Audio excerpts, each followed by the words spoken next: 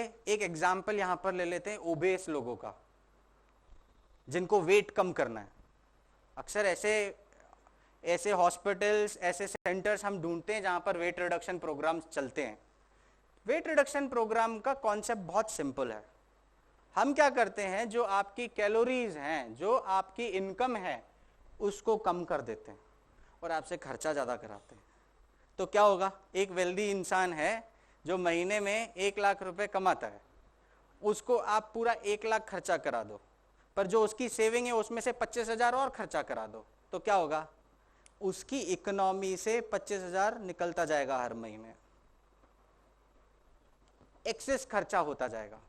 उससे क्या होगा, जब एक्सेस खर्चा होगा तो जो आपके पास जो स्टोर में पड़ा हुआ है वो यूटिलाइज होगा। अभी तक तो अनयूटिलाइज था, अब वो यूटिलाइज होना चालू होगा। जब वो यूटिलाइज होगा आपको एनर्जी तो मिलेगी। ये गलत कॉन्सेप्ट है कि फास्टिंग के दौरान वीकनेस हो जाती है। ये गलत कॉन्सेप्ट है कि फास्टिंग में न्यूट्रिशनल डेफिशिएंसीज हो जाती हैं। नहीं, हमारे रिसोर्सेस हैं जो कि हमें वो नीड्स को फुलफिल करते हैं।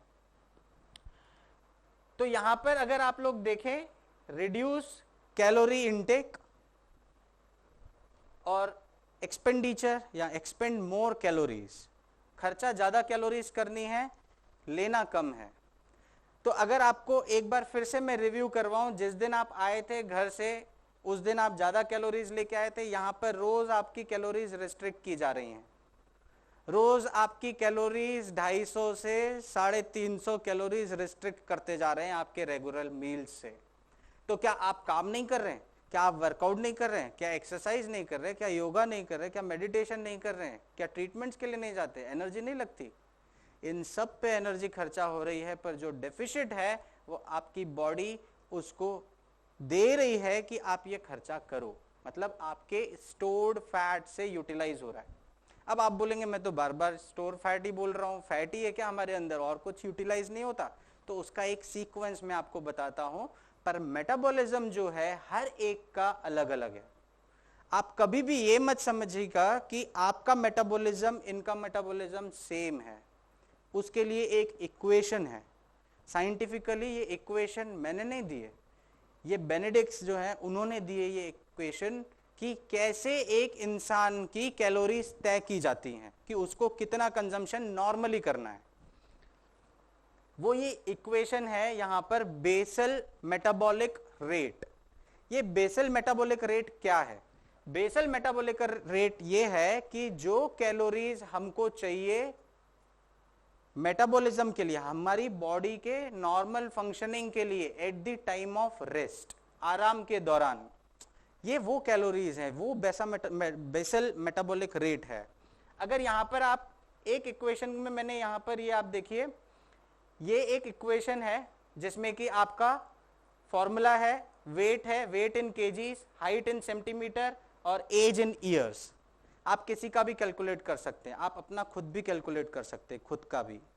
मैंने यहां पर एक सैंपल आपके सामने रखा है, चूंकि हमको ज्यादा टाइम ना स्पेंड करना पड़े कि कैलकुलेशन करने के लिए। तो यहां पर अगर आप देखें कि मैंने वेट इन केजीज की जगह पे 74 केजीज रख दिया, यहां पर हाइट इन सेंटीमीटर की जगह 164 सेंटीमीटर रख दिया, और ये 35 ईयर्स रख दिया।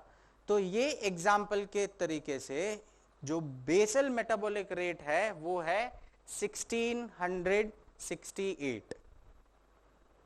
ये बेसल मेटाबॉलिक रेट है। एवरेज 35 साल का जो इंसान है जिसकी हाइट 165 है इन सेंटीमीटर्स और जिसका वेट 74 केजीज है, उस इक्वेशन के हिसाब से, वैसे ही वुमेन के लिए अलग फॉर्मूला है।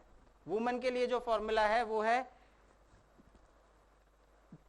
यहां पर आप देखेंगे 58 केजीज मैंने रखा है वेट में, हाइट में 161 सेंटीमीटर्स रखा है और ईयर्स 30 रखा है। इस हिसाब से बेसल मेटाबॉलिक रेट जो है 1368 है। अब हमको कैलोरीज तय करनी है कि एवरेज पर डे की कैलोरीज कितनी कंज्यूम करनी है इन दोनों को। तो इन दोनों की अगर कैलोरीज की हम बात करें, इसमें एक और फॉर्मूला लगेगा, डेली कैलोरीज रिक्वायर्ड। कैलोरीज को हमेशा किलो कैलोरी पर डे के फॉर्म में कैलकुलेट किया जाता है, उसका साइन वैसे ही दिया जाता है। अगर यहां पर हम लोग ये आइडेंटिफाई करें कि वो इंसान जिसका बेसल मेटाबॉलिक रेट हमने देखा वो थोड़ी सी एक्सरसाइज भी करता है, तो उसका कैलकुलेशन फॉर्मूला अलग होगा। अगर वो कोई एक्सरसाइज नहीं करता, मैंने यहाँ एवरेज लिया है कि वो सेडेंट्री लाइफस्टाइल है, उसका कोई एक्सरसाइज नहीं करता है, तो उसका फॉर्मूला है 1668 मल्टीप्लाई बाय 1.2। यहां पर आप देखेंगे little to no exercise, little exercise यानी 1 से 3 दिन पर वीक में, 3 से 5 दिन एक हफ्ते में, 6 से 7 दिन एक हफ्ते में, या ट्वाइस पर डे एक्सरसाइज करते हैं, तो इनके साथ में मल्टीप्लाई करेंगे तो हमको हमारी कैलोरीज के बारे में पता चलेगा। मैं आपको ये क्यों बता रहा हूं, इसके पीछे एक रीजन है। अगर हमने ये कैलकुलेट किया कि हमको कैलोरीज कितनी चाहिए, अब जो एग्जाम्पल हमने देखा था उस हिसाब से हमको कैलोरीज चाहिए 2000, यानी एक दिन में बिना एक्सरसाइज किए जिसका बेसल मेटाबॉलिक रेट 1668 था, उसको 2000 से ज्यादा किलो कैलोरीज कंज्यूम नहीं करनी है। और अगर हम अपने मील का आइडेंटिफाई करेंगे कि हम टोटल पर डे कितनी कैलोरीज कंज्यूम करते हैं, तो वो नियरली अबाउट 2200 से 2800 किलो कैलोरीज के अंदर जाता है, जिसमें फैट भी कंटेंट होता है, कार्बोहाइड्रेट्स भी रहते हैं, प्रोटीन भी रहता है, फैट्स भी रहते, एवरीथिंग। अब मान लीजिए कि एक कार्बोहाइड्रेट का जो मॉलिक्यूल है, 1 ग्राम कार्बोहाइड्रेट में 4 किलो कैलोरीज होती हैं, और 1 ग्राम प्रोटीन में भी 4 किलो कैलोरीज होती हैं, पर जो ऑयल हम लेते हैं, जो फैट हम लेते हैं, उसमें 9 कैलोरीज पर ग्राम होती हैं। अब आप अंदाजा लगा लीजिए कि पूरे दिन में हम ऑयली फूड्स कितना ले रहे हैं। जब हम कोई भी चीज आप उठा लीजिए, आप सब्जी बना रहे हैं उसमें ऑयल डाल देंगे, कोई तलने की चीज डीप शैलो फ्राई कर रहे हैं उसमें भी ऑयल है, डीप फ्राई कर रहे हैं उसमें भी ऑयल है। ऑयल वाली चीज हमारे जीवन से ये मानिए कि पूरी तरह से खत्म नहीं हुई, पूरी तरह से खत्म नहीं हुई। तो कैलोरीज हम लोग डबल ले रहे हैं, पर एक्टिविटी सेडेंट्री है हमारा। मतलब 2000 किलो कैलोरीज की जगह जब हम 2800 किलो कैलोरीज लेंगे, तो ये 800 किलो कैलोरीज कहां जाएंगे भाई? ये हमारे बॉडी में एडिपोज टिश्यूज में कन्वर्ट होके फैट्स ड्रॉपलेट्स बना देगी, तो ये मसल्स में जमा हो जाएगा, जाके ये मसल्स के बीनीथ लेयर्स में जमा होगा, फेस में होगा, चिन में होगा, सब जगह ये डिस्ट्रीब्यूट हो जाएगा। अब वेट बढ़ने का या डिपॉजिट होने का फैट का सबसे पहला रास्ता है, सबसे पहले पेट पे एक्यूमुलेट होगा, फिर थाइस पे होगा, फिर हैंड्स पे होगा, फिर फेस पे आएगा। अब हम सोचते हैं सबसे पहले पेट से जाए वजन हमारा, सोचते नहीं सोचते? कैसे जाएगा? रिवर्स प्रोपोर्शन, पहले फेस से जाएगा, हाथों से जाएगा, थाइस से जाएगा, उसके बाद पेट से जाएगा, पेट से सबसे लास्ट में जाएगा। तो ये प्रोसेस जो है हमारी कैलोरीज के ऊपर बहुत डिपेंडेंट है। कैलोरीज का हम क्यों बात कर रहे हैं? क्योंकि जब तक हम कैलोरीज कम नहीं करेंगे अपनी डाइट में, हम फास्टिंग में अपना बेनिफिट अचीव नहीं कर पाएंगे, या कैलोरी रिस्ट्रिक्शन डाइट में हमें बॉडी रेसिड्यू जो एनर्जी, जो वाइटल इकोनॉमी है, उसको इस्तेमाल नहीं कर पाएंगे।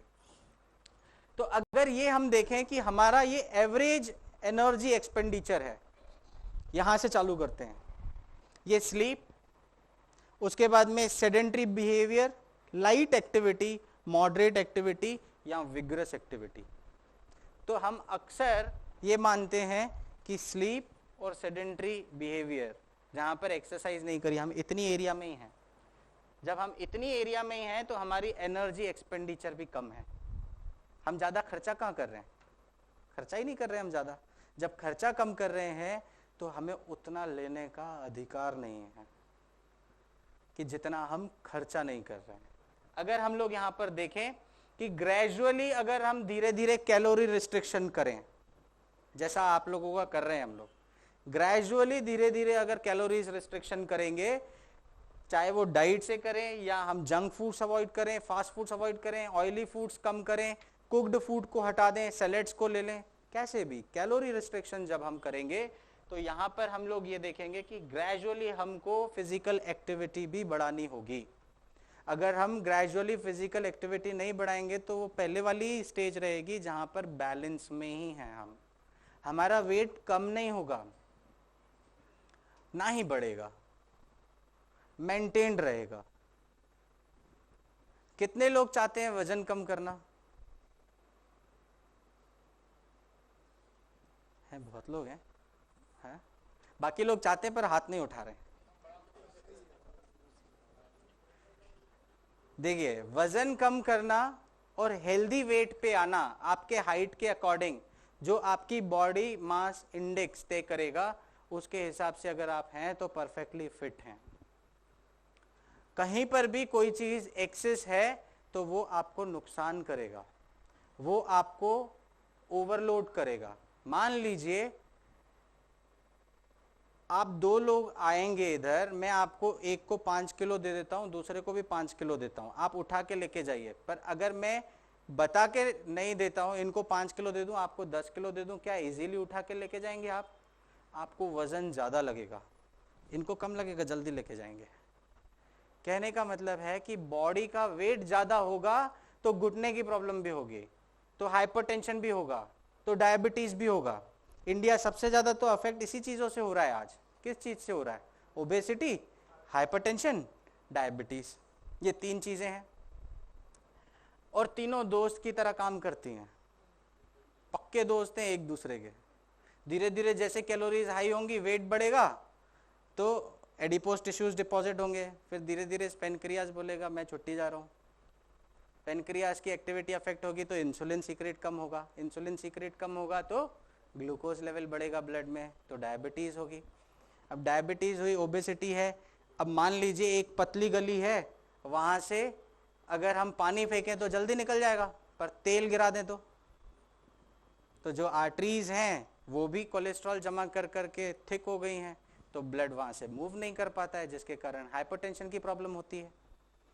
और ये इंडाइजेशन के कारण, वेट पुट ऑन होने के कारण जॉइंट्स की प्रॉब्लम होगी, इंटरवर्टिब्रल डिस्क प्रोलैप्स भी होगा, घुटनों का दर्द भी होगा, एड़ी का दर्द भी होगा, एड़ी की हड्डी भी बढ़ जाएगी, सर्वाइकल स्पॉन्डिलाइटिस भी होगा। पर अगर एक चीज में आपको फ्लैशबैक में जाने के लिए बोलूं कि आपके दादा दादी के जमाने में कितने अस्पताल थे, कितने लोग बीमार थे, कितने लोगों को हाइपरटेंशन होता था, कितने लोगों को डायबिटीज की दवाई खाते थे, कितने हैं? मतलब मेरी एज तो चलो 35, पर आपकी एज तो 70+। मैं आपसे पूछता हूं कि आपके टाइम पे या आपके दादा दादी के टाइम पे कितने अस्पताल आपने देखे? कोसों मील दूर पैदल चलते थे, व्यायाम करते थे, खेती करते थे, जॉब जाना होता था पैदल जाते थे, स्पेंड करते थे, तो कंज्यूम करने का अधिकार भी था उनका। घी भी खाती थे, घी के पराठे भी खाते थे। महिलाएं घर में चक्की भी चलाती थी, अब तो आटा पीस के आ जाता है, तो एक्टिविटी खत्म हो गई ना चक्की की भी। मसाले भी परमानेंट अब रेडीमेड खरीदे जाते हैं, पहले खुद घर में बनाया जाता था। तो कहीं ना कहीं हमारी लाइफ स्टाइल जो है वो सेडेंट्री में कन्वर्ट हुई है। ये चीज हमें मानना है कि बीमारी का सबसे बड़ा इंपॉर्टेंट मेजर कारण